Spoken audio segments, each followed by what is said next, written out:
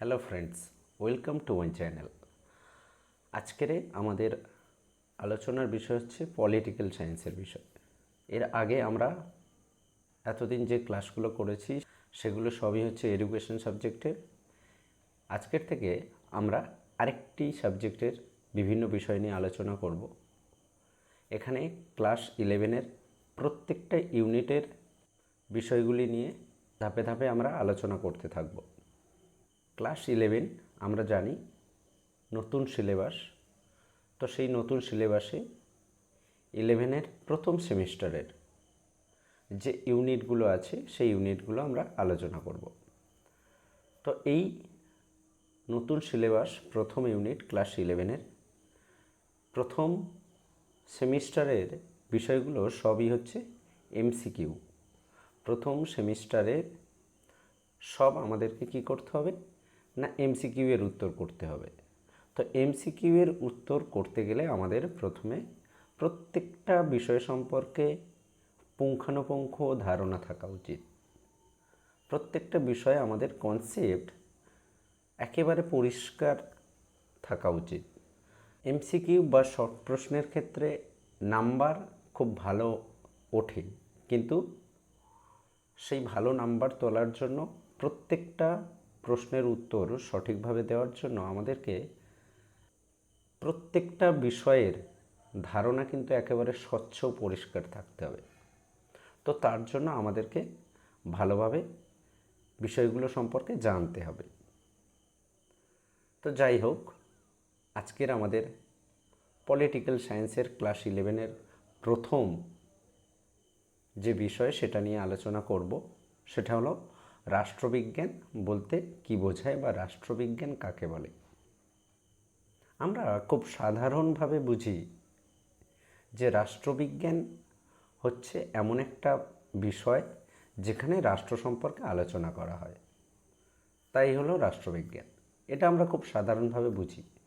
এখানে সেটাই বলছে যে যে শাস্ত্র পাঠ করলে রাষ্ট্র সম্পর্কে বিশেষ জ্ঞান পাওয়া যায় তাকে বলে রাষ্ট্রবিজ্ঞান। অর্থাৎ একটু আগে যেটা বললাম যে যে শাস্ত্র পাঠ করলে বা যে বিষয় পাঠ করলে রাষ্ট্র সম্পর্কে, একটা দেশ সম্পর্কে, রাষ্ট্র বলতে একটা দেশ সম্পর্কে আমরা ধারণা লাভ করতে পারি, সেই বিষয়কে বলা হচ্ছে রাষ্ট্রবিজ্ঞান।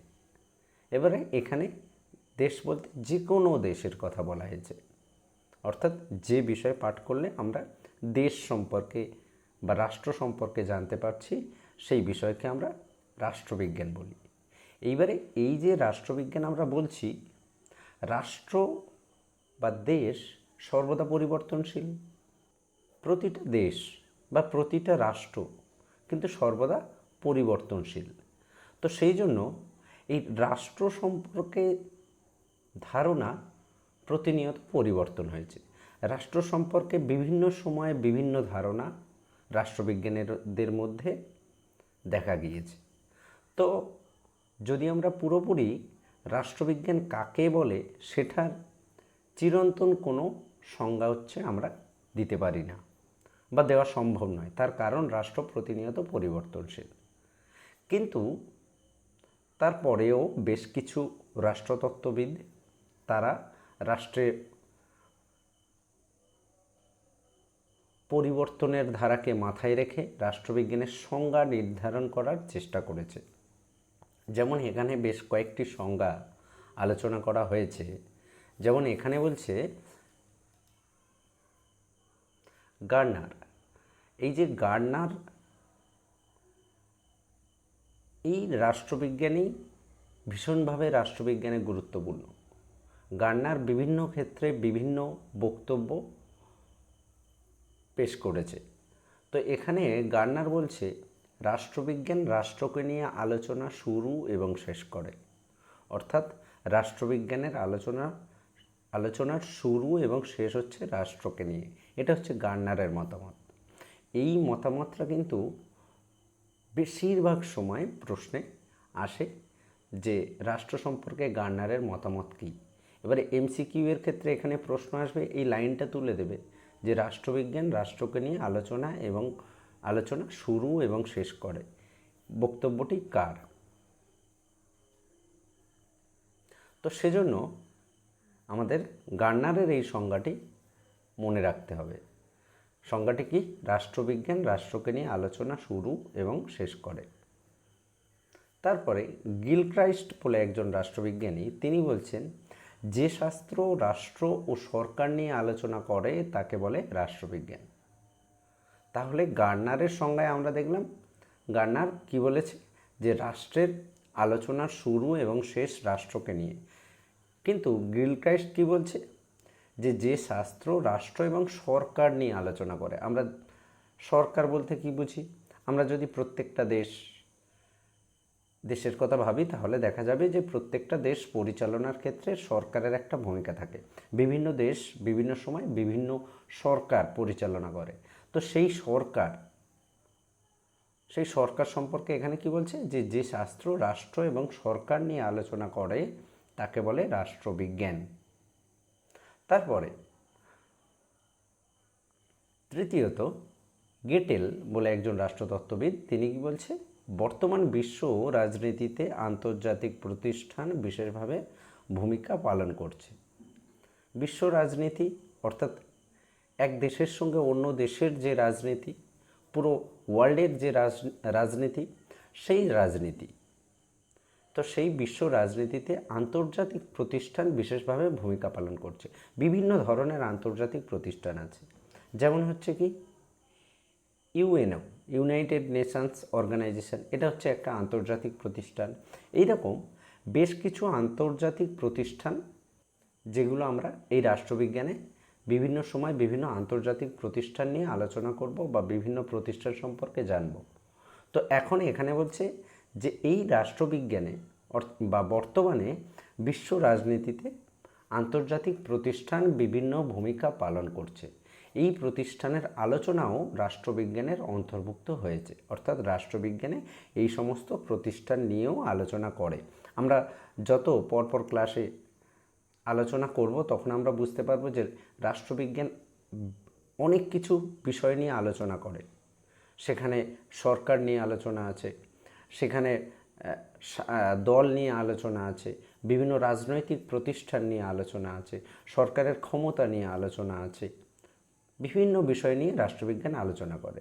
তো গেটেল কি বলছে না, আন্তর্জাতিক প্রতিষ্ঠানগুলো বিশেষভাবে ভূমিকা পালন করছে। তো এই আন্তর্জাতিক প্রতিষ্ঠানের আলোচনাও রাষ্ট্রবিজ্ঞানের অন্তর্ভুক্ত। তো এই যে তিনজনের যে সংজ্ঞা তারা রাষ্ট্রবিজ্ঞান সম্পর্কে দিয়েছে, সেটা থেকে আমরা বলতে পারি যে শাস্ত্র রাষ্ট্র সরকার ও আন্তর্জাতিক প্রতিষ্ঠান নিয়ে আলোচনা করে তাকে বলে রাষ্ট্রবিজ্ঞান। তাহলে রাষ্ট্রবিজ্ঞান কাকে বলে না, যে শাস্ত্র রাষ্ট্র সরকার ও আন্তর্জাতিক প্রতিষ্ঠান নিয়ে আলোচনা করছে তাকে আমরা রাষ্ট্রবিজ্ঞান বলি। কিন্তু এখানে আবার মতবিরোধ আছে। এই সংজ্ঞাকে আবার অনেকে বিভিন্নভাবে ক্রিটিসাইজ করার চেষ্টা করেছেন বা অনেকে এই সংজ্ঞাকে ঠিকভাবে মান্যতা দেননি। যেমন হচ্ছে এখানে বলছে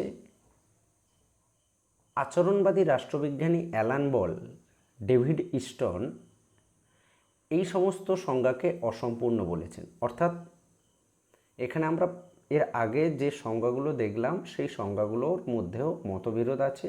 অনেকে আবার এই সংজ্ঞাকে পরিপূর্ণ রাষ্ট্রবিজ্ঞানের সংজ্ঞা বলে মনে করে না। তার কারণ একটু আগেই বললাম যে রাষ্ট্রবিজ্ঞান শুধুমাত্র এই কয়েকটা বিষয় নিয়ে আলোচনা করে না, আরও বিভিন্ন বিষয় নিয়ে আলোচনা করে। তো সেই জায়গায় হচ্ছে মতবিরোধের সৃষ্টি হয়েছে। তো এই অ্যালান বল, ডেভিড ইস্টন এদের বক্তব্য কি? এনারা বলছেন রাষ্ট্রবিজ্ঞান শুধু রাষ্ট্র সরকার বা আন্তর্জাতিক প্রতিষ্ঠান নিয়ে আলোচনা করে না, রাজনৈতিক কার্যকলাপ, ক্ষমতা, এখানে ক্ষমতা স্পেলিংটা ভুল আছে, ক্ষমতা, ব্যক্তিগত ও গোষ্ঠীগত রাজনৈতিক আচার আচরণ, গোষ্ঠীগত স্পেলিংটা ভুল, গোষ্ঠীগত রাজনৈতিক আচার আচরণ নিয়ে আলোচনা করে। তাহলে এনারা কি বলছেন যে রাষ্ট্রবিজ্ঞান শুধুমাত্র রাষ্ট্র সরকার বা আন্তর্জাতিক প্রতিষ্ঠান নিয়ে আলোচনা করে না। আমরা কি দেখেছি, গার্নার কি বলছে, রাষ্ট্রবিজ্ঞান রাষ্ট্রকে নিয়ে আলোচনা করে। গেটেল কি বলছে, বা এর আগে কি দেখলাম, গেটেল এবং গিলক্রাইস্ট কি বলছে, রাষ্ট্র সরকার নিয়ে আলোচনা করে, গেটেল বলছে যে আন্তর্জাতিক প্রতিষ্ঠান নিয়ে আলোচনা করে। কিন্তু আচরণবাদী যারা রাষ্ট্রবিজ্ঞানী আছেন তারা কি বলছে, রাষ্ট্রবিজ্ঞান শুধুমাত্রই রাষ্ট্র সরকার বা আন্তর্জাতিক প্রতিষ্ঠান নিয়ে আলোচনা করে না। তারা বলছেন রাজনৈতিক কার্যকলাপ, ক্ষমতা, ব্যক্তিগত ও গোষ্ঠীগত রাজনৈতিক আচরণ নিয়েও রাষ্ট্রবিজ্ঞান আলোচনা করে। তো রাষ্ট্রবিজ্ঞানের আলোচনার ক্ষেত্র আমরা তাহলে কি জানলাম, যে তার যে পরিধি সেটা কিন্তু অনেক বৃহৎ। তো এইবারে হচ্ছে আমরা একটা কনক্লুশনে আসতে পারি, বা এবারে আমরা কি বলতে পারি, যে শাস্ত্র রাষ্ট্র, সরকার, আন্তর্জাতিক প্রতিষ্ঠান, রাজনৈতিক কার্যকলাপ, ক্ষমতা, ব্যক্তিগত ও গোষ্ঠীগত রাজনৈতিক আচার আচরণ নিয়ে আলোচনা করে তাকে বলে রাষ্ট্রবিজ্ঞান। এটাই হলো, যদি আমরা রাষ্ট্রবিজ্ঞান কাকে বলে তাহলে আমরা কি বলবো না, যে শাস্ত্র রাষ্ট্র, সরকার, আন্তর্জাতিক প্রতিষ্ঠান, রাজনৈতিক কার্যকলাপ, ক্ষমতা, ব্যক্তিগত এবং গোষ্ঠীগত রাজনৈতিক আচরণ নিয়ে আলোচনা করে তাকে বলে রাষ্ট্রবিজ্ঞান। এই এতগুলো বিষয় নিয়ে রাষ্ট্রবিজ্ঞান আলোচনা করে। তাহলে যদি আমাদের এখান থেকে মাল্টিপল চয়েস প্রশ্ন আসে যে রাষ্ট্রবিজ্ঞানের আলোচনার ক্ষেত্র বলে পরপর অপশান দেয়, তাহলে কিন্তু আমরা এই অপশানগুলো যেখানে থাকবে সেটা হচ্ছে আমরা টিক দেওয়ার চেষ্টা করব, বা সেই জায়গাটাতে আমরা টিক দেব। তো তাহলে রাষ্ট্রবিজ্ঞান কোন কোন বিষয় নিয়ে আলোচনা করে, বা রাষ্ট্রবিজ্ঞান বলতে কি বোঝায়, রাষ্ট্রবিজ্ঞান কাকে বলে, সেটা সম্পর্কে আজকে আমরা জানলাম।